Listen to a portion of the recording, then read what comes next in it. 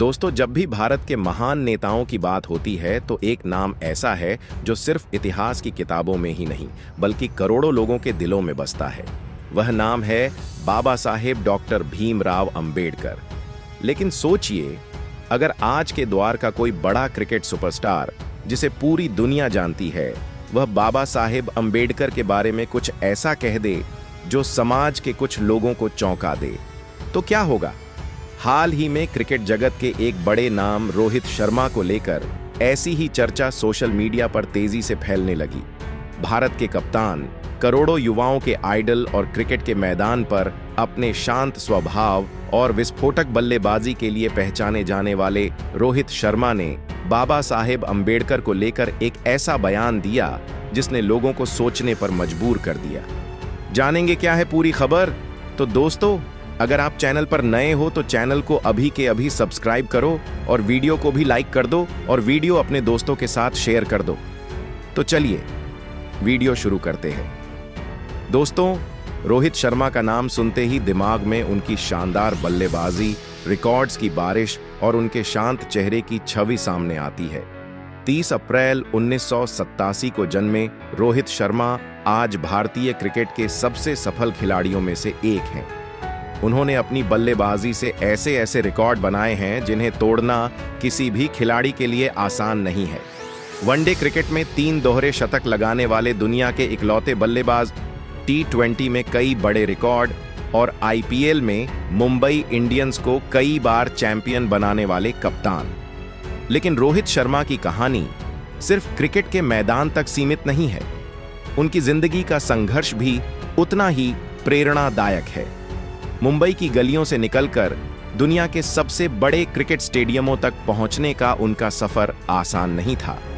एक साधारण परिवार में जन्मे रोहित शर्मा ने बचपन में कई मुश्किलें देखीं। पैसों की कमी थी, लेकिन सपना बहुत बड़ा था। उनके कोच दिनेश लाड ने उनकी प्रतिभा को पहचाना और उन्हें आगे बढ़ने का मौका दिया। रोहित शर्मा की खास बात यह है कि वह हमेशा अपने देश के महान नेताओं और समाज सुधारकों के प्रति सम्मान दिखाते हैं। कई इंटरव्यू में उन्होंने कहा है कि भारत को समझना है तो उसके महान लोगों को समझना होगा। और इसी बीच एक इंटरव्यू के दौरान उनसे एक सवाल पूछा गया, आपके हिसाब से भारत के सबसे प्रेरणादायक नेताओं में कौन है? इस सवाल का जवाब देते हुए रोहित शर्मा ने जिस नाम का जिक्र किया, उसने कई लोगों को हैरान कर दिया। रोहित शर्मा ने कहा, अगर आप आज के भारत को समझना चाहते हैं, अगर आप यह समझना चाहते हैं कि इस देश में हर व्यक्ति को समान अधिकार क्यों मिले हैं, तो आपको बाबा साहेब भीमराव अंबेडकर के बारे में जरूर पढ़ना चाहिए। रोहित शर्मा ने आगे कहा कि क्रिकेट के मैदान पर चाहे खिलाड़ी किसी भी राज्य, किसी भी भाषा या किसी भी धर्म से क्यों न हो, टीम में सब बराबर होते हैं। और यही विचार उन्हें बाबा साहेब अंबेडकर के सिद्धांतों की याद दिलाता है। उन्होंने आगे कहा, जब मैं भारतीय टीम के साथ मैदान पर उतरता हूं तो मेरे साथ 10 और खिलाड़ी होते हैं। उनमें कोई उत्तर से होता है, कोई दक्षिण से, कोई अलग भाषा बोलता है, कोई अलग संस्कृति से आता है, लेकिन मैदान पर हम सब सिर्फ भारतीय होते हैं। मुझे लगता है कि यही असली भारत है और यही बाबा साहेब अंबेडकर का सपना भी था। दोस्तों, ये बात सुनकर कई लोग हैरान रह गए, क्योंकि क्रिकेटर आमतौर पर सामाजिक या ऐतिहासिक विषयों पर बहुत कम बोलते हैं। लेकिन रोहित शर्मा का यह बयान साफ दिखाता है कि वह सिर्फ क्रिकेट ही नहीं बल्कि देश के इतिहास और उसके महान व्यक्तित्वों को भी समझते हैं। दोस्तों, यह बयान इसलिए भी खास है क्योंकि रोहित शर्मा खुद महाराष्ट्र से जुड़े हुए हैं। महाराष्ट्र वह भूमि है जहां बाबा साहेब अंबेडकर का आंदोलन सबसे मजबूत रहा। नागपुर की दीक्षा भूमि से लेकर मुंबई की चैत्य भूमि तक हर साल लाखों लोग बाबा साहेब को श्रद्धांजलि देने आते हैं। कहा जाता है कि महाराष्ट्र का हर बच्चा बचपन से ही बाबा साहेब अंबेडकर का नाम सुनते हुए बड़ा होता है। रोहित शर्मा भी इसी माहौल में बड़े हुए हैं, इसलिए उनके दिल में बाबा साहेब के प्रति सम्मान होना स्वाभाविक है। तो दोस्तों, मैं आपको बता दूं, बाबा साहेब का जीवन केवल एक महान नेता की कहानी नहीं है, बल्कि यह उस इंसान की कहानी है जिसने अन्याय से भरे समाज में न्याय की मशाल जलाई। वे ऐसे समय में पैदा हुए जब समाज में जाति के आधार पर इंसान की कीमत तय की जाती थी। जब लाखों लोगों को शिक्षा, सम्मान और अवसर से वंचित रखा जाता था। लेकिन बाबा साहेब ने इन परिस्थितियों को अपनी नियति मानने से इनकार कर दिया। उन्होंने ठान लिया कि वे केवल अपनी जिंदगी नहीं बदलेंगे, बल्कि उस व्यवस्था को भी बदलेंगे जिसने सदियों से इंसान को इंसान से अलग कर रखा था।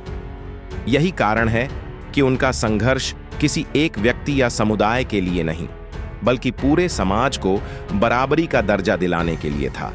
बाबा साहेब का मानना था कि समाज को बदलने के लिए सबसे बड़ी ताकत शिक्षा है।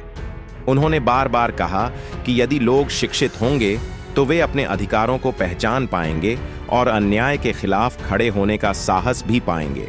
इसलिए उन्होंने शिक्षा को केवल ज्ञान प्राप्त करने का साधन नहीं, बल्कि आत्मसम्मान की कुंजी बताया। उन्होंने दुनिया के श्रेष्ठ विश्वविद्यालयों में पढ़ाई की और अपने ज्ञान को समाज के उत्थान के लिए समर्पित कर दिया। उनका विश्वास था कि जिस दिन समाज के वंचित लोग शिक्षित हो जाएंगे, उस दिन भेदभाव की जड़ें स्वयं कमजोर हो जाएंगी।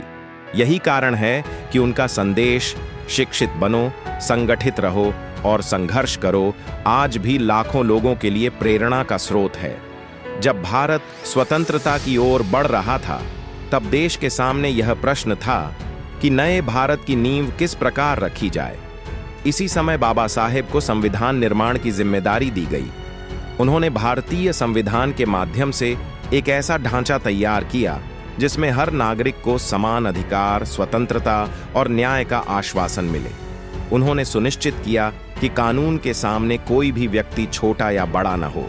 संविधान में मौलिक अधिकारों को शामिल कर उन्होंने यह गारंटी दी कि हर नागरिक को अभिव्यक्ति की स्वतंत्रता, धार्मिक स्वतंत्रता और समान अवसर प्राप्त होंगे।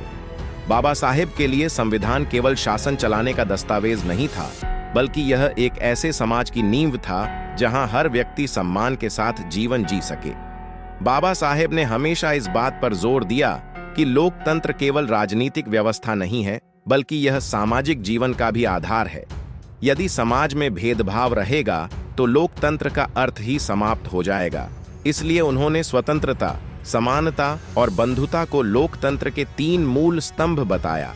उनके अनुसार यदि किसी समाज में केवल स्वतंत्रता होगी लेकिन समानता नहीं होगी, तो शक्तिशाली लोग कमजोरों पर हावी हो जाएंगे।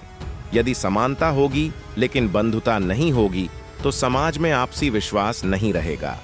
इसलिए इन तीनों मूल्यों का संतुलन ही राष्ट्र की स्थिरता और प्रगति का आधार बन सकता है। तो दोस्तों, आपके इस विषय पर क्या विचार है, हमें कमेंट करके बताइए। और अगर वीडियो पसंद आया हो तो वीडियो को लाइक करके चैनल को सब्सक्राइब जरूर करें और बेल आइकॉन प्रेस करें। मिलते हैं किसी और वीडियो में। जय भीम, जय भारत, धन्यवाद।